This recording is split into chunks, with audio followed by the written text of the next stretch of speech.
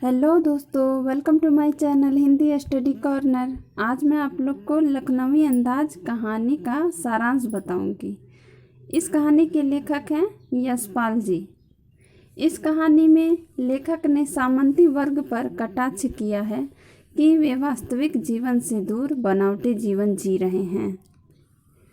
तो चलिए शुरू करते हैं। ट्रेन चलने ही वाली थी।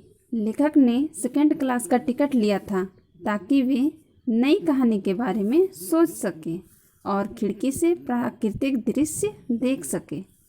लेखक जैसे ही डिब्बे में चढ़े तो उसमें उन्होंने एक लखनऊ के नवाब की तरह एक सज्जन को देखा जो पालथी मारे बैठे हुए थे।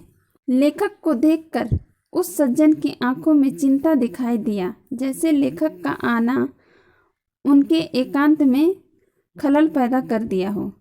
फिर लेखक उनके सामने वाली सीट पर बैठ गए। लेखक की कल्पना करने की आदत थी।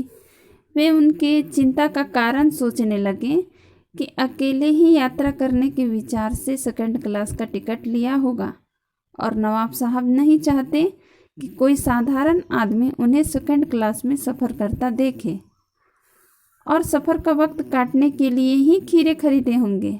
पर अब आम आदमी के सामने खीरे कैसे खाएंगे? थोड़ी देर बाद नवाब साहब ने लेखक को संबोधित कर खीरे खाने के लिए कहा। इतनी देर से बैठे तब तक कुछ नहीं कहा और अब अचानक खीरे खाने के लिए कह रहे हैं। यह भाव परिवर्तन लेखक को अच्छा नहीं लगा। लेखक समझ गए कि नवाब साहब उन्हें एक आम आदमी जैसा ही समझ रहे हैं। उन्होंने खीरा खाने से मना कर दिया। नवाब साहब ने खीरा को धोया, चाकू से काटकर उसका झाग निकाला, उन्हें छीलकर फाँकों में काटकर तौलिए पर रखते गए। फिर उन पर जीरा मिला नमक और लाल मिर्च छिड़क दिए। खीरों के रस के स्वाद की कल्पना से ही नवाब साहब के मुंह में पानी आ रहा था, यानी कि स्वाद का सोचकर ही उनके मुंह में पानी आ रहा था।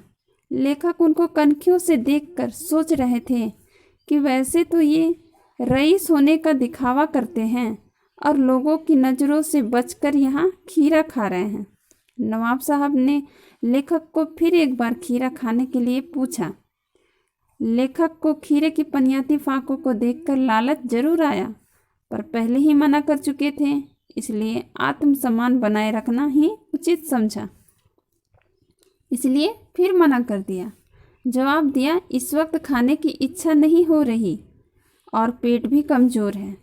नवाब साहब ने प्यासी आंखों से खीरों की ओर देखा। खीरे की एक फाँक को उठाकर सूंघा और खिड़की के बाहर फेंक दिया। इसी तरह सभी फाँकों को सूंघकर खिड़की के बाहर फेंकते गए। नवाब साहब ने खीरे की सब फाँकों को खिड़की के बाहर फेंक दिया, तौलिए से हाथ और ओठ पोंछ लिए और गर्व से लेखक की तरफ देखा, मानो कह रहे हों, यह है खानदानी रईसों का तरीका, यानी कि रईस लोग ऐसे ही खाते हैं। नवाब साहब थक कर लेट गए। लेखक ने भी उनके सम्मान में सिर झुका लिया कि यह है खानदानी शिष्टता, कोमलता और स्वच्छता। लेखक नवाब साहब के खीरे के इस्तेमाल करने के तरीके के बारे में सोच रहे थे कि खीरे की सुगंध और स्वाद से पेट भरा जा सकता है।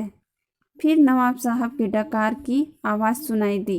नवाब साहब ने लेखक की ओर देखकर कहा, खीरा लजीज यानी टेस्टी होता है, पर होता है शकील, यानी कि आसानी से न पचने वाला।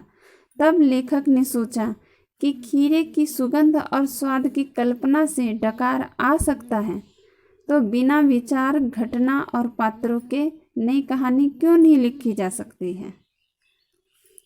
तो ये था लखनवी अंदाज कहानी का सारांश। तो आपको ये वीडियो कैसी लगी मुझे ज़रूर बताइए और मेरी वीडियो को लाइक कीजिए, शेयर कीजिए, सब्सक्राइब कीजिए और कुछ और वीडियो चाहिए तो मुझे कमेंट्स कीजिए और कुछ प्रॉब्लम भी हो तो मुझे कमेंट्स कर सकते हैं। Thank you.